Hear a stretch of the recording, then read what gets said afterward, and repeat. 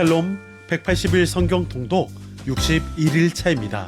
오늘 우리가 함께 읽을 말씀은 잠언 1장부터 7장까지의 말씀입니다. 잠언은 인간이 하나님의 뜻 안에서 사회와 어떻게 조화를 이루며 살아갈 수 있을지 그 지혜에 대해서 제시하고 있습니다. 잠언은 부모가 자식에게 훈계하는 형식이요, 다른 하나는 간략한 교훈 형식으로 되어 있습니다. 잠언은 여러 주제를 나누어서 설명하고 있는데 1장의 어떤 한 주제만 말하는 것이 아니라 뒤에 가면 또 다른 내용들이 같은 주제로 반복되어 또한 많이 분산되어 있음을 볼 수 있습니다. 그래서 많은 학자들은 잠언에 대해서 설명할 때 주제별로 가난, 게으름, 교만, 기도, 다툼, 말, 성실 등 주제별로 나누어서 이야기를 하곤 합니다. 먼저 잠언 1장에서 솔로몬은 어떤 목적으로 잠언을 기록했는지 간략히 설명하고 있습니다.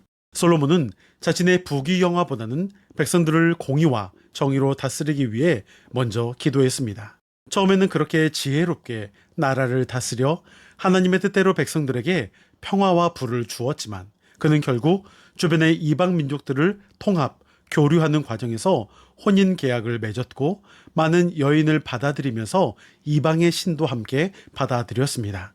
결국 지혜를 등한시하고 무시한 대가를 치르게 되는데 이로 인해 큰 벌을 받게 됩니다. 반면에 지혜의 말을 듣는 사람은 재앙의 두려움 없이 평안할 것을 대조시키고 있습니다.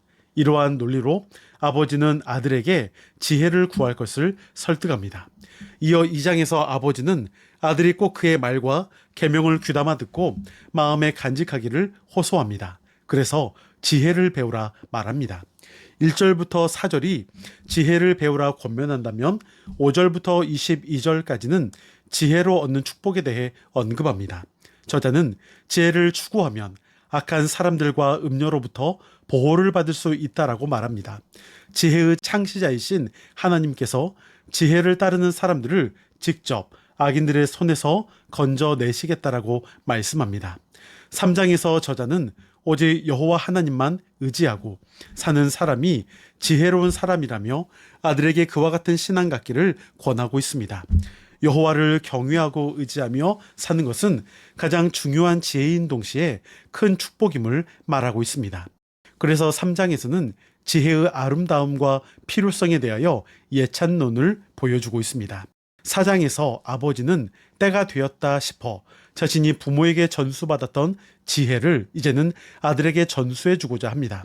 자기 아버지에게서 받은 지혜를 아들에게 주어 그가 지혜롭게 살아갈 것을 권면합니다.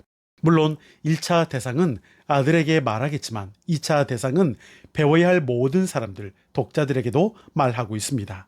아버지는 아들에게 악인들이 다니는 길은 아예 근처에도 가지 말고 의로운 길을 갈 것을 호소합니다. 아버지는 아들이 생명으로 가득한 삶을 살기를 원합니다. 지혜는 이러한 삶을 아들에게 줄 수 있습니다. 그러므로 아버지는 아들에게 지혜를 붙들고 산 것을 권합니다. 5장에서 아버지는 지혜와 미련함에 대한 가르침을 이어가면서 집에 있는 아내와 유혹하는 음녀에 비유합니다. 아버지는 지혜로운 사람은 아내와 평생을 행복하게 살 것이고 오직 미련한 자들만이 음녀에 빠져들어 일생을 마칠 것으로 내다보고 있습니다. 5장의 중심은 성에 관해 이야기합니다. 결혼의 범위 안에서 사용하면 집을 따뜻하게 하는 좋은 것이지만 결혼의 테두리 밖에서 사용하면 집을 태우는 무서운 것을 바로 불로서 성을 말하고 있습니다.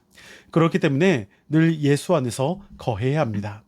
6장에서 아버지는 아들에게 지혜의 실용성을 강조하며 지혜 구하기를 권면합니다. 아버지는 아들에게 음료와 간음하면 재산과 명예와 심지어 생명까지 이를 거라 말했습니다. 아버지는 아들에게 지혜로운 삶은 부모의 가르침을 받아들여 경건하고 의롭게 사는 것이라고 말합니다. 7장에서는 음녀가 어떤 사람을 어떻게 유혹하며 그녀와의 간음이 어떤 결과를 초래하는지를 자세하게 설명하고 있습니다.